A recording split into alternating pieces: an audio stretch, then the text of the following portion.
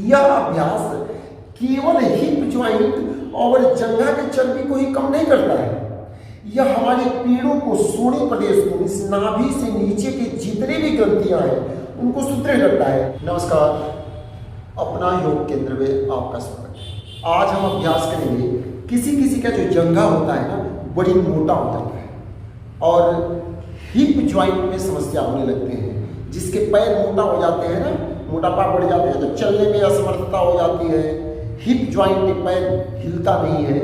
इसके लिए एक बड़ी ही बढ़िया अभ्यास है, लेकिन थोड़ा सा कठिन है।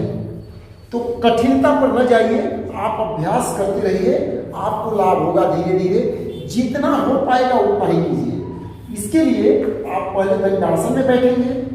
दंडासन में बैठने के बाद एक पैर को मोड़ेंगे और मोड़ करके ऐसे उल्टा करने के लिए ऐसे उल्टा कर देंगे और उल्टा करने के बाद इस घुटना को दूर करेंगे। कम से कम 90 डिग्री का कोण इस पैर से और इस पैर से 90 डिग्री का कोण बनाएंगे।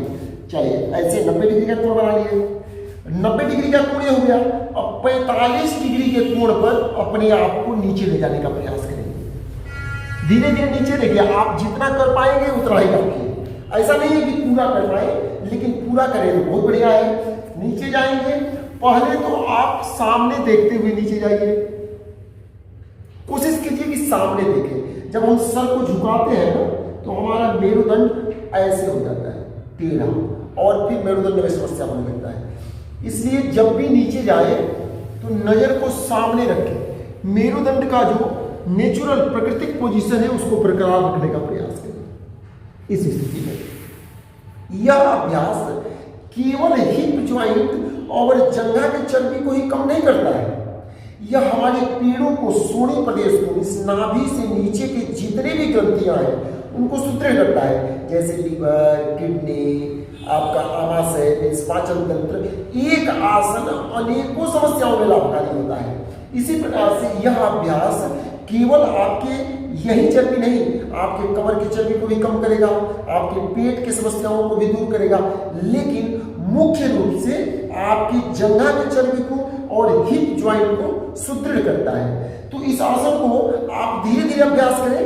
पहली बार में नहीं हो पाएगा और जरूर कमेंट में बताएं कि कौन कर पा रहा है। जिसके फ्लेक्सिबिलिटी बढ़िया होंगे और जो लोग कुछ योग अभ्यास करते होंगे उनका तो हो जाएगा, बाकी लोगों से तो करना थोड़ा मुश्किल है। लेकिन ऐसा नहीं है कि मुश्किल है तो होगा नहीं, आप धीरे धीरे करें, थोड़ा सा करें। ऐसा नहीं कि पूरा नीचे जाए, बस इतना ही करें और इसको धीरे धीरे बढ़ाएं। धीरे धीरे बढ़ाते बढ़ाते पहले कोशिश करें कि अपना ललाट टच करें। जब ललाट टच करने लगे फिर अपना चिन टच करेंगे। देखिए अब चिन टच करेंगे, चिन टच करने लगा, अब चेस्ट टच करेंगे। ठीक है, तो इस अभ्यास को आप कीजिए। आपके जो भी थाई में फ्लैश जम जाते हैं और कमर की भी समस्या जो होते हैं, कमर मोटा हो जाता है, उसमें भी लाभकारी होगा।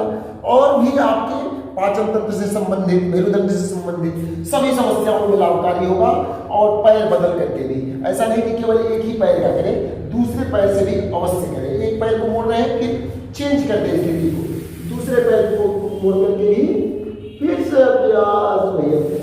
ठीक है, तो ये एक अभ्यास आपके शरीर की अनेकों समस्याओं में लाभकारी होगा। तो एक बार अवश्य करें। कितने लोग ऐसे हैं जो चिन को नीचे टच कर ले रहे हैं, ये जरूर बताइएगा। धन्यवाद। और यदि चैनल से नहीं जुड़े हैं तो जुड़िए, चैनल को सब्सक्राइब कीजिए और लोगों तक योग का ज्ञान पहुंचाइए, ताकि बिना मेडिसिन का हम स्वस्थ रहें, मस्त रहें और व्यस्त रहें, अस्त व्यस्त न रहें।